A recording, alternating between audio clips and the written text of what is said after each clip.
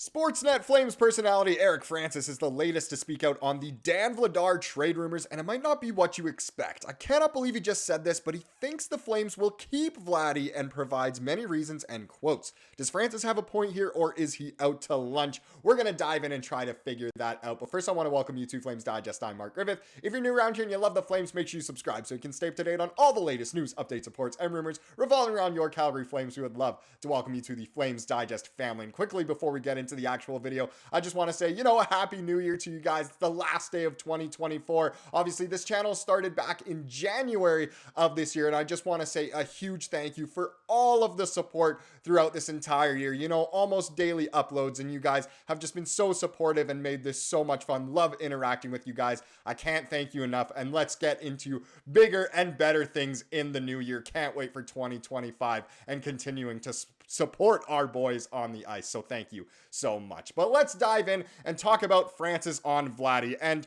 obviously, this comes in the form of an article written by Eric Francis, of course, from Sportsnet. And it's interesting. I want to know your guys' thoughts on this, because a lot of people think the Flames should probably trade Vladar. Others want to keep him around. And Eric Francis writes a very interesting one here. So if we get in, he writes, why Flames should invest in Vladar to round out goalie tandem with Wolf. Now, he wrote this yesterday. Obviously, it came out after we'd already uploaded yesterday, and I want to know what you guys think. So, Dan Vladar wants to extend his time as a Calgary Flame. And when you see the 27-year-old Czechia native stand on his head like he did Sunday in Vegas, you realize there's plenty of merit in keeping the pending UFA in town. Not just because he consistently gives his team a chance to win every time he starts, but because of the way he helps shield Dustin Wolf from the most daunting of situations. While the duo has split starts evenly with 18 apiece, there's no question Vladar has had a much tougher assignment, or much tougher assignments, I should say.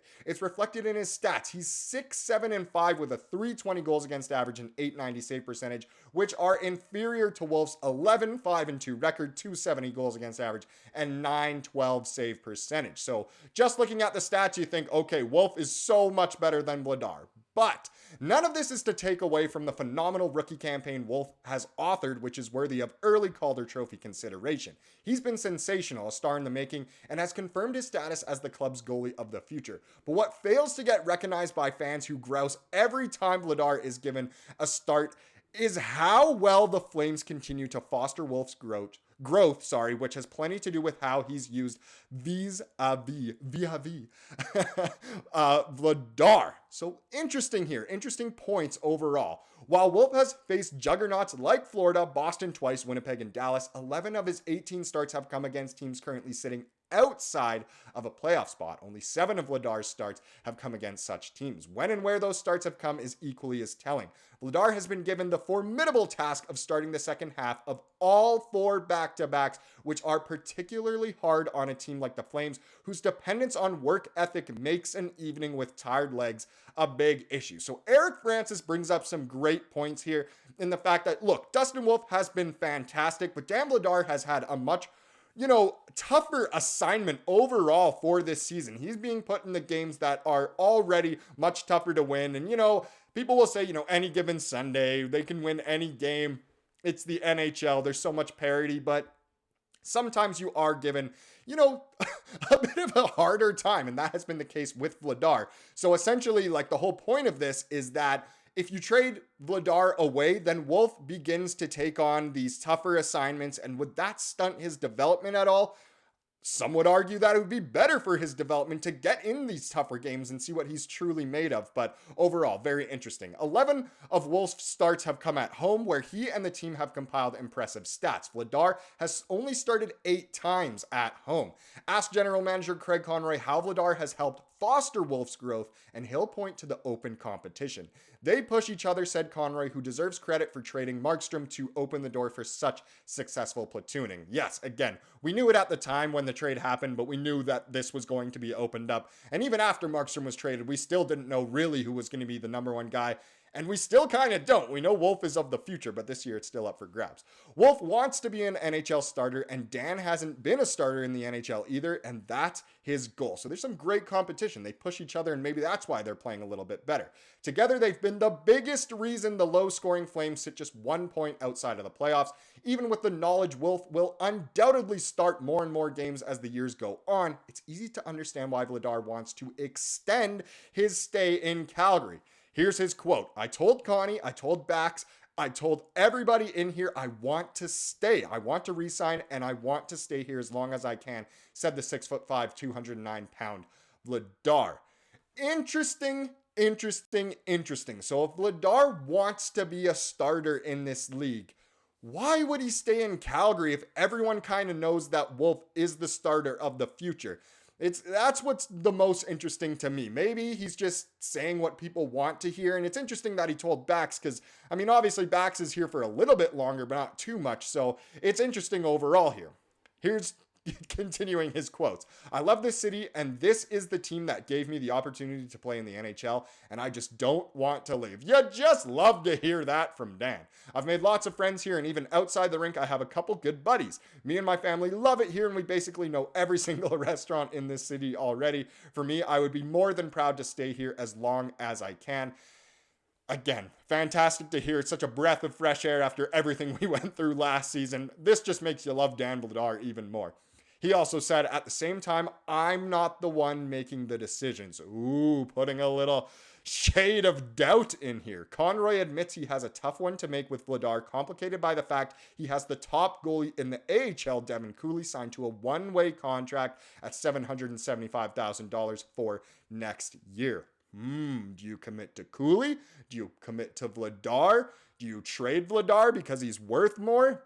Very interesting overall. It's going to come down to, once you do the contract negotiations, everybody has got an idea of where they are at and what the price is. You have to do something that works for both sides. And when Conroy hasn't been able to do something that works for both sides, that player ends up leaving. You'd assume with the way the goalie market has been going this year, Vladar is going to be asking for quite a bit of money. So if they're talking contracts leading up to the trade deadline and they aren't close, it's probably bye-bye Dan, as much as that might hurt a lot of the fan base. Vladar is aware there will be plenty of speculation he could be traded before the trade deadline. Yeah, I think he remembers Markstrom from last year, and purposely avoids social media as it's one of those things that's out of my control. The reality is very few goalies are swapped at the deadline since demand typically isn't high. It would be a stretch to suggest that with his numbers, the Flames could trade him and recoup the third-round pick they gave up to get him from Boston in 2021.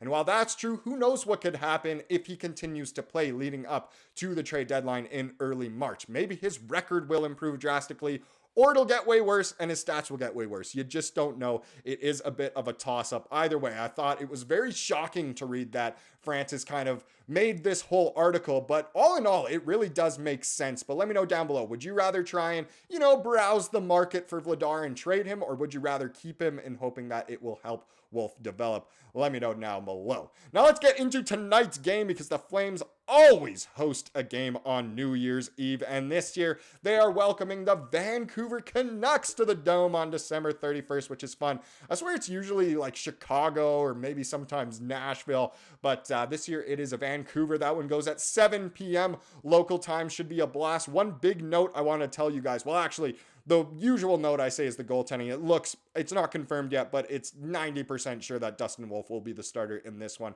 But one big note I want to share with you guys is this, that Quinn Hughes and Elias Pettersson are not traveling with the team to Calgary. So if we read the caption here, neither Quinn Hughes week to week or Elias Pettersson 1 week will make the Canucks' trip to Calgary and Seattle as they continue recovering from their respective injuries. So the Canucks have a bit of a weaker lineup without their captain and their sharpshooter.